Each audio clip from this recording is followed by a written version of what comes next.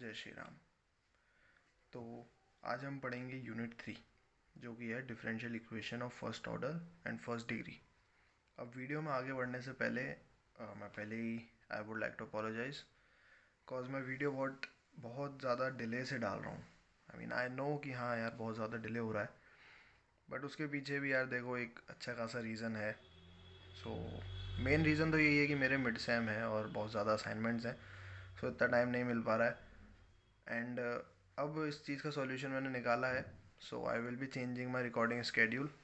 सो अब मैं सोचा है मैंने कि पर वीक 3 वीडियोस डालूं एंड विद दैट मैं सेकेंड सेम का भी साथ साथ ही पढ़ाऊँगा, क्योंकि मैं सोच रहा हूँ कि फिर अगर मैथ्स कंप्लीट अप हो जाएगा तो फिर मैं फ़िज़िक्स भी इसी चैनल पे पढ़ाऊँगा, क्योंकि फ़िज़िक्स ना यार बहुत ज़्यादा कॉम्प्लिकेटेड सा है, interference, diffraction grating, quantum mechanics वगैरह। तो I was hoping with this little experiment. तो इन केस अगर you like it so leave a comment below. तो अब हम आगे बढ़ते हैं हमारे वीडियो के साथ। तो सबसे पहले हम बात करते हैं एल फॉर्म। एल फॉर्म मतलब लीनियर डिफरेंशियल इक्वेशन की फॉर्म क्या होती है। हम पढ़ तो रहे हैं differential equation of first order and first degree. First order and first degree का मतलब लीनियर, लाइक यही है। जैसे आपने ट्वेल्थ में पढ़ा था ना कि ये हमारे पास एक लीनियर इक्वेशन लिखी हुई है, ठीक है। मान लो ये कुछ भी है इक्वेशन, अब इसकी ऑर्डर भी वन है और इसकी डिग्री भी वन है। तो ये हम ट्वेल्थ में पढ़ के आए हैं ऑलरेडी। तो वही सेम चीज़ है यार, कुछ नहीं है। तो इसमें क्या है, फर्स्ट ऑर्डर फर्स्ट डिग्री तो मतलब लीनियर। अब लीनियर की फॉर्म क्या होती है, आप पहचानोगे कैसे? अगर आपको क्वेश्चन में दे रखा है इस तरीके से, d y by d x plus p y is equals to q, तो आप समझ जाओगे कि यार वो लीनियर डिफरेंशियल इक्वेशन है।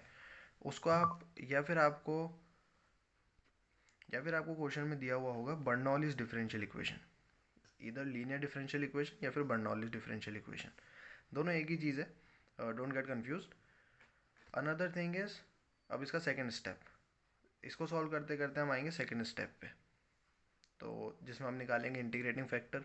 अब ये चीज़ देख के आपको आपकी ट्वेल्थ की याद आ रही होगी, बिकॉज हाँ ये वही सेम चीज़ है जो हम इंटीग्रेटिंग फैक्टर ट्वेल्थ में पढ़ते थे, वही ई की पावर पी डी एक्स और I F stand for integrating factor. इसका सॉल्यूशन में Y into integrating factor is equals to Q और integral of Q into integrating factor D x plus C. C is कुछ भी constant है, ठीक है। तो बेसिक यही था। अब हम सीधा इसके क्वेश्चन पे आ जाते हैं जिससे आपको कॉन्सेप्ट जल्दी से समझ आ जाएगा। तो देखो हमें कुछ इस तरीके का क्वेश्चन मिलेगा। Wait let me just shift it in the frame. हाँ, तो हमें कुछ इस तरीके का क्वेश्चन मिलेगा। ये वही फॉर्म है, d y by d x plus p y is equals to q. आप देख पा रहे हो ना, d y by d x लिखा हुआ है, पी कुछ लिखा हुआ है उसके साथ वाई है और क्यू कुछ है, ठीक है, सेम फॉर्म है। अब हमें क्या करना है, सबसे पहले तो हमें इसको यूनिटी करना है, इसका कांस्टेंट वन होना चाहिए, सॉरी इसका कोएफिशिएंट वन होना चाहिए, ठीक है। तो इसके लिए हम क्या करेंगे, पूरी इक्वेशन को वन प्लस एक्स स्क्वायर से डिवाइड कर देंगे। तो ये ऐसे बन जाएगा, two x is equal to y cos x upon one plus x square, ठीक है। ये इस तरीके से हो जाएगा। आपको ये चीज़ का बहुत अच्छे से ध्यान रखना है कि ये इसी फॉर्म में बनाना है, और इस फॉर्म का मतलब d y by d x का कोएफिशिएंट वन होना चाहिए। अगर कुछ भी और है तो उसको वन बनाओ। अगर आपने उसको वन बनाए बिना सॉल्व कर दिया, आंसर आ भी जाएगा और गलत आंसर आएगा, सो कोई मतलब नहीं है इतनी मेहनत का, सारी मेहनत बर्बाद जाएगी, ठीक है। अब हम यहाँ पे लिख लेते हैं हमारे पास क्या क्या वैल्यूज़ ऑब्टेन हुई हैं। तो हमारे पास p की वैल्यू आई है वन प्लस एक्स स्क्वायर और q की वैल्यू आई है cos x upon one plus x square. जिनको नहीं समझ आया मैंने p और q की वैल्यू कैसे लिखी है, तो इस फॉर्म से आप कंपेयर कर लो इन दोनों को आपस में, ठीक है। D y by d x, ऊपर पी वाई है और नीचे मेरे पास दिस इंटू वाई है और यहाँ क्यू की जगह ये है। तो मैंने कुछ नहीं किया, मैंने बस स्टैंडर्ड फॉर्म को और गिवन क्वेश्चन को दोनों को आपस में कंपेयर कर लिया, तो जिससे मेरे पास p की वैल्यू आ गई और q की वैल्यू आ गई। ये पार्ट फिर भी नहीं समझ आता, you can comment down, I will make a short about it, ठीक है। अब हम आगे बढ़ते हैं। अब आपको करना क्या है, सेकेंड स्टेप था हमारा इंटीग्रेटिंग फैक्टर निकालना, ठीक है। इंटीग्रेटिंग फैक्टर कैसे निकलेगा, आपको कुछ नहीं करना, E raise to the power integral P D X. अब इसको सॉल्व करोगे तो integral E raise to the power one plus x square dx। अब इसके लिए यार आपको देखो बेसिक इंटीग्रेशन डिफरेंशिएशन तो आना ही चाहिए। आई मीन आप इंजीनियरिंग कर रहे हो और आपको 12th की चीज़ें बेसिक पता होनी चाहिए, ठीक है। अब हमारे पास इंटीग्रेटिंग फैक्टर था लास्ट पेज पे e raise to the power 2x upon 1 plus x square dx। So अब मैं इस इंटीग्रल को सॉल्व करना है। अब आप e की पावर देख के ना कंफ्यूज मत होना, ठीक है। आप सीधा सा एक इंटीग्रेशन सॉल्व करना है अपन को, ऐसा ध्यान रखना।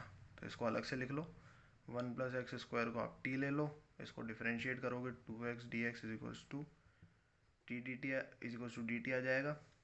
तो इस पूरे की जगह आप सब्सटीट्यूट कर दो dt, नीचे लिख दो t, इसका इंटीग्रल बनेगा ln t। वैसे ln mod t होता है, आप चाहो तो आप ln t भी लिख सकते हो, कोई बड़ी बात नहीं है। Integrating factor e raise to the power ln t, I mean ये जो पूरा वैल्यू है, ये इंटीग्रल हम यही वाला तो सॉल्व कर रहे हैं, तो इसलिए मैंने यहाँ वापस वैल्यू रखा है। तो डोंट गेट कंफ्यूज कि एकदम से e कहाँ से आ गया, ये वही चला आ रहा है, मैंने बस इंटीग्रल को आइसोलेट कर दिया था जिससे मुझे यहाँ e का कन्फ्यूजन ना रहे, बार बार e ना लिखना पड़े। तो e की पावर में ln t है तो ये सिर्फ t बन जाएगा। तो मेरा इंटीग्रेटिंग फैक्टर t आ गया, जो कि मेरे पास था 1 प्लस एक्स स्क्वायर। तो अब मुझे क्या करना है, फाइनल सॉल्यूशन के लिए y इंटू इंटीग्रेटिंग फैक्टर, ये मेरा third step, integral of q into integrating factor into D x plus C. हाँ, आपको ये चीज़ याद रखनी है, ठीक है, इसको नहीं भूलना है। कहीं आप इस डी एक्स की जगह डी वाई कर दो तो पूरा गलत हो जाएगा, कोई मतलब नहीं है इतनी मेहनत का। जहाँ पे 4 नंबर का क्वेश्चन है उसमें आपको केवल 3 या 2.5 नंबर ही मिलेगा, डिपेंडिंग ऑन द एग्जामिनर जो आपकी कॉपी चेक कर रहा है, ठीक है। अब यहाँ पे बस वैल्यूज़ रख दो, y into 1 plus x square equals to, हाँ इस पार्ट को आप स्किप कर सकते हो चाहो तो, बट इसके आंसर को मत करना, बिकॉज इसके आंसर में I have told I mean a really crisp thing about this question, ठीक है। आपको समझ आ जाएगा। अब ये बेसिक कैंसिल आउट हुआ, cos x का इंटीग्रल आया sin x, और ये c को आप k ले लो भले कुछ भी, इस साइड हमारे y प्लस। अब आप चाहो ना तो इस आंसर को ऐसे भी छोड़ सकते हो, बट जनरली हम y के टर्म्स में रिपोर्ट करते हैं, तो sin x upon 1 plus x square plus k upon 1 plus x square. तो आप चाहो तो ऐसे भी रिपोर्ट कर सकते हो। ये इस चीज़ के बारे में बात कर रहा था, ठीक है। दोनों तरीके सही हैं, आप यहाँ तक करके भी छोड़ना चाहो तो भी सही है, यहाँ भी करो तो भी सही है, ठीक है। तो ये हो गया हमारा फर्स्ट फॉर्म। इस चैप्टर में इसमें टोटल 4 फॉर्म होते हैं। आई मीन आपको इस चैप्टर में 4 फॉर्म देखने को मिलेंगे। पहला LDE फॉर्म, दूसरा आपको मिलेगा convertible to LDE, convertible to linear differential equation, फिर आपको मिलेगा एग्जैक्ट डिफरेंशियल इक्वेशन, और फिर आपको मिलेगा convertible to exact differential equation. आज के वीडियो में हम बस ये फर्स्ट पार्ट ही पढ़ेंगे, एंड इसी के साथ I will starting a new thing. मैं आपको एक क्वेश्चन दे देता हूँ, सो आप इस क्वेश्चन को सॉल्व कर सकते हो इफ़ यू वांट। सेम चीज़ है, सब कुछ सेम है, आपको सभी स्टेप सेम लगाने हैं, और इसका आंसर आप मुझे कमेंट बॉक्स में बता सकते हो। I will keeping my videos too short, to 10 minutes, up to 10 minutes, ठीक है। तो फर्स्ट पार्ट हम कवर कर चुके हैं इस वीडियो का। 4 पार्ट में आई एम होपिंग कि 3 पार्ट में मैं ख़त्म कर दूं, बट मुश्किल से मुश्किल 4 से 5 पार्ट में वीडियो ख़त्म हो जाएगा। सो आज की वीडियो के लिए बस इतना ही। किसी को कुछ भी डाउट है या कुछ पूछना है, कुछ सजेशन देना है, you can comment down. Every suggestion, every question is appreciated. And बस आज के लिए बस इतना ही। Thank you all for watching. जय श्री राम।